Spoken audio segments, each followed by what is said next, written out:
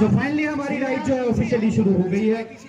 65 kilometres चलाना cycle, जो भी लोग साइकिल चलाते हैं एक भी जगह नहीं रुकी लड़की, और ये नंबर 1 आई यहाँ पर। I am so proud of her. तो आपको नज़र आ रही है, अगर सभी लड़कियों ने, औरतों ने, वुमेन ने पूरे देश से आकर के सब लोगों ने इकट्ठा होकर के ये पूरा रास्ता तय करा है पहाड़ी के अंदर। हमें बकअप कर रही थी। हाँ, ये आपको बताता है ये नया कश्मीर है, ये उमंग भरा हुआ कश्मीर है, जोश का कश्मीर है।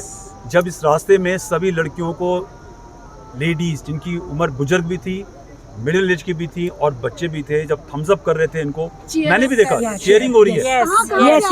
कहाँ से आती? एक्चुअली मैं आपको ये बताता है कि हमारी यहाँ की जो प्रोग्रेस है, हमारी यहाँ की जो कश्मीर की औरतें हैं वो कितनी मॉडर्न है, कितनी अच्छे ख्याल की हैं, प्रोग्रेसिव हैं, जैसे कि पूरे दुनिया भर में है। बिल्कुल unique, and I am really proud of my mothers, sisters and daughters of Kashmir, the way they have come out and supported this event. Extremely proud. Environment और excitement और जो यहाँ माहौल है, मौसम है, it is outstanding, out of the world.